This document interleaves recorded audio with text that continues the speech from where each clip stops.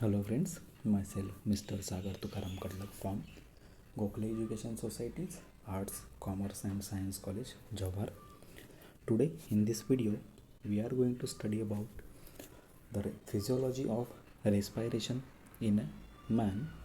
In last lecture, we discussed about the structure of lung and the particular respiratory tract in a human being. In this video, we are going to study the mechanism of respiration in a human. This is a topic from SYBSc Zoology, paper 2nd, semester 3, from unit number 2. Now, in this respiratory process, the respiration involves a 4 stages, that is a ventilation, pulmonary diffusion, perfusion and peripheral diffusion. So ventilation is nothing but the breathing process. It involves the inhalation or inspiration and the exhalation or expiration processes, that is intake of gases from particular surrounding environment and releasing of the gases into the surrounding environment into the lungs and from the lung respectively. Now pulmonary diffusion, nothing but the exchange of gases between the air and the lungs and bloodstream.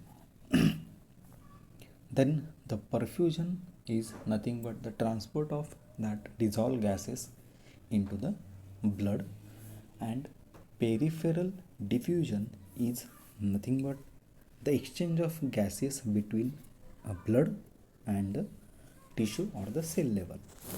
Okay, so these are the 4 stages involved in the respiratory process.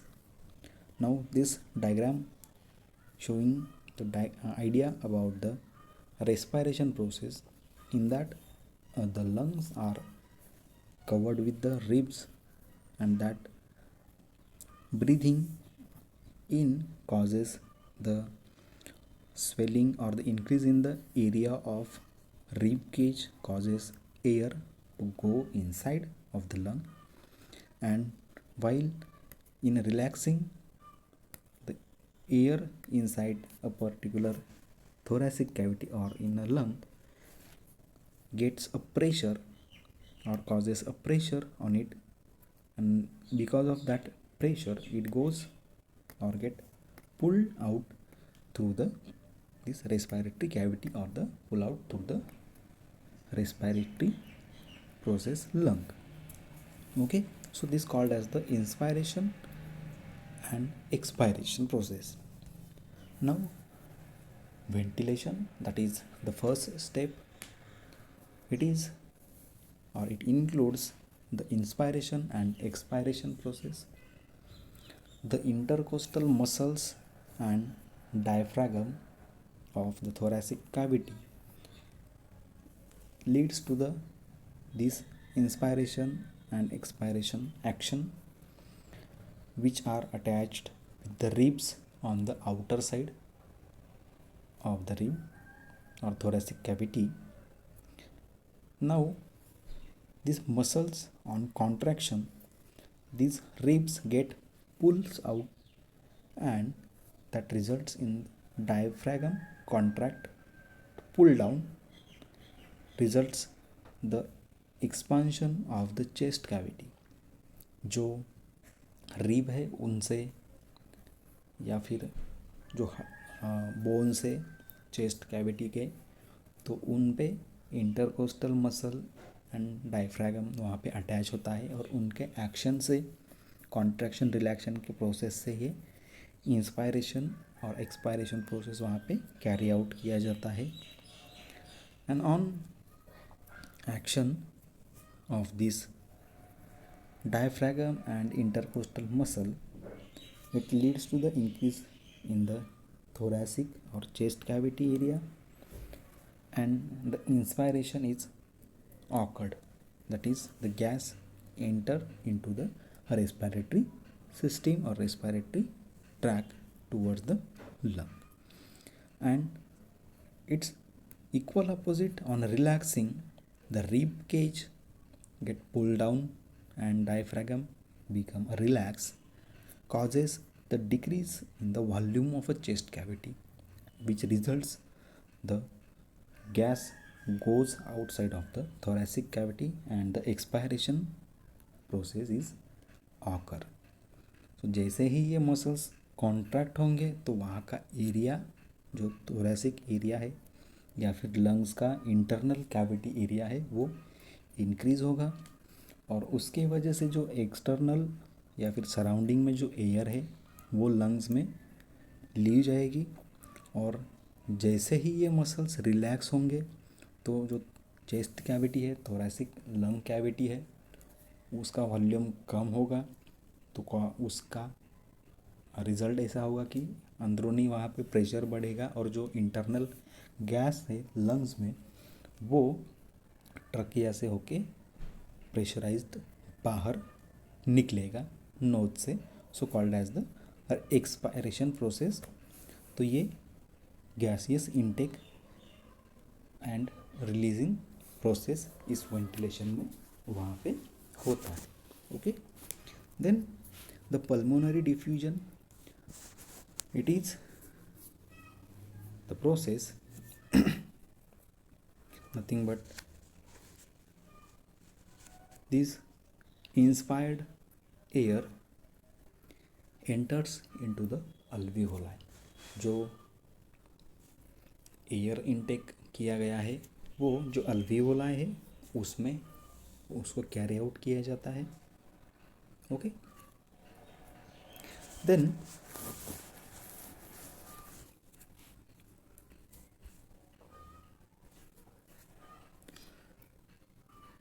the diffusion of a gaseous or the diffusion of oxygen from alveoli into the pulmonary capillary and the carbon dioxide from the blood into the alveoli is carried out on the diffusion basis.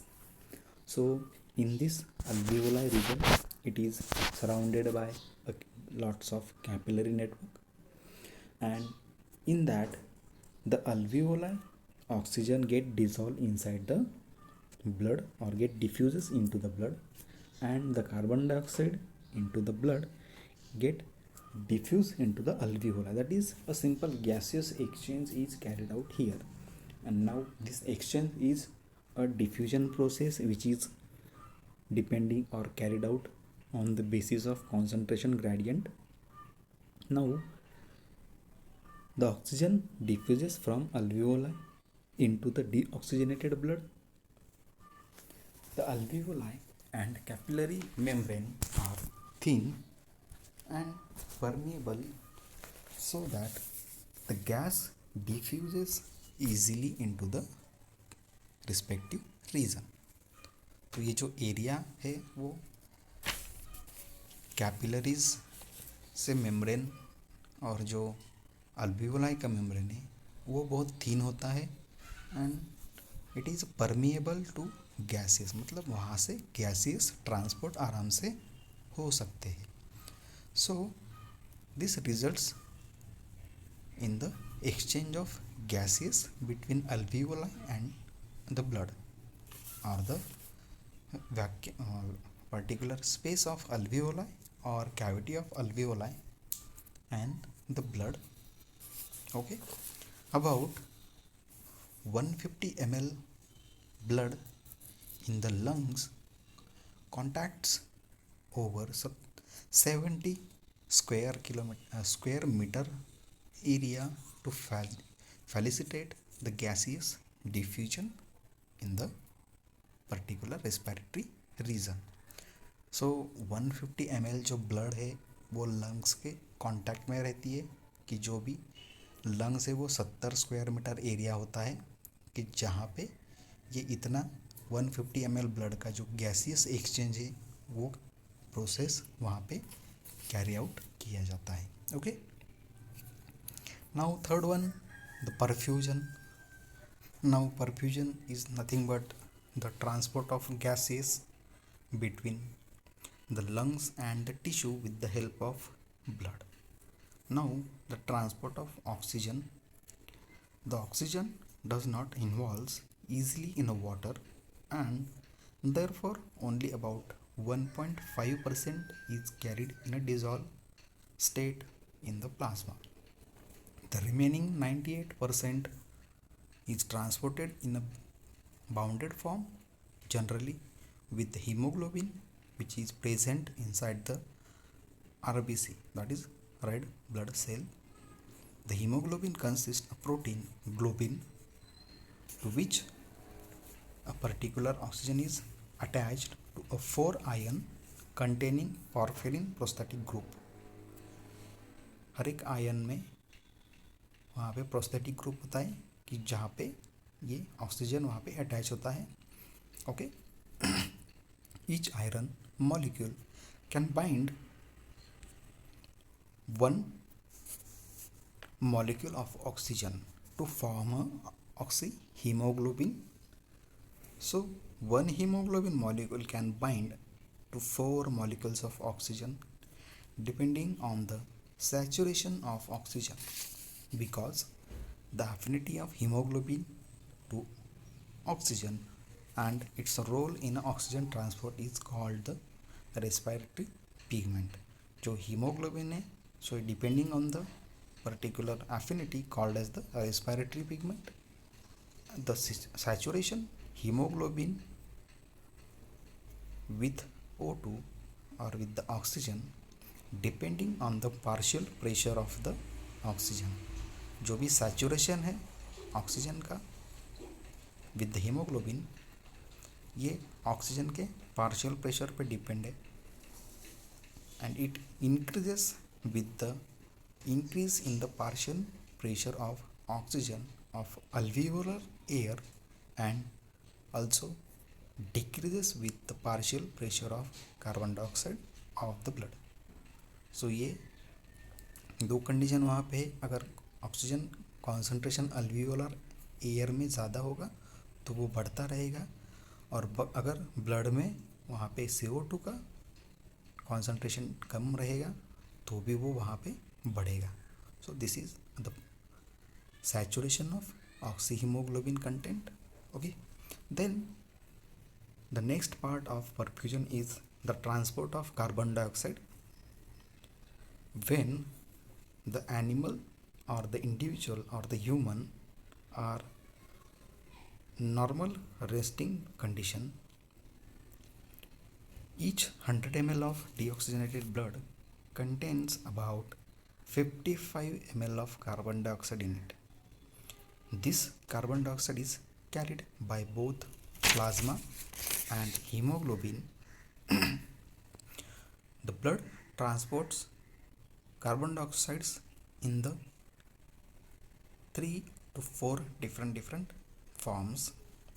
That is, first one, CO2 is near about 7% dissolved in the plasma, and upon reaching the lungs it diffuses into the alveoli. That is 7% of carbon dioxide is dissolved in the plasma. Then about 23% of carbon dioxide combines with globin protein that forms the carbinohemoglobin. Okay, and the last one, the formation of bicarbonate ions, that is 70% of carbon dioxide is dissolved in the plasma as a bicarbonate ions. 23% carbinohemoglobin formation is highly influenced by the partial pressure of carbon dioxide.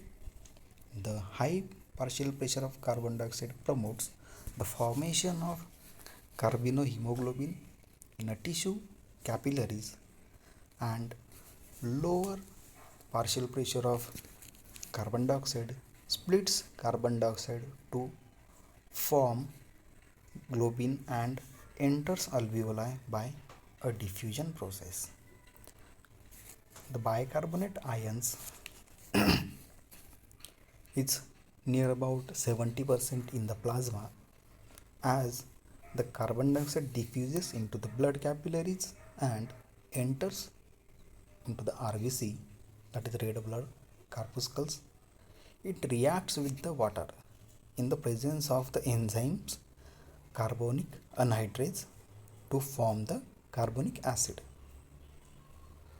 The carbonic acid dissociation into H plus and HCO3 minus ion, the H plus combining with the hemoglobin forms HB ions or hydrogen hemoglobin ion, as well as with other buffers present in the blood.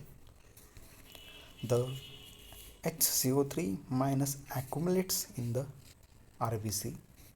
Some diffuses into the plasma down the concentration gradient. Mainly this diffusion or the concentration is decreases to maintain the electronegativity or electroneutrality of the chloride ion, which is diffused from the plasma into the red blood corpuscles. This exchange of HCO3 minus from or of RBC and chloride ions in the plasma called as Hamburger shift or chloride shift. It is maintain, or this chloride shift maintain the acid base equilibrium of pH 7.5 for the blood and electrolyte balance between the RBC and the plasma of blood content. So these three forms are there where the carbon dioxide is get dissolved and transported. Now the fourth part is, or the fourth stage is the peripheral diffusion. It is the exchange of gases or at a cellular level. This also called as the internal respiration, that the oxygen that react and reaches the cell as a series of a chemical reaction to yield the energy required for the various metabolic activity in the cell or in the system of organism. Now these are the four stages of respiratory processes where the proper intake of oxygen and releasing of carbon dioxide is carried out in the various ways. Hope you are understanding these concepts. Thank you.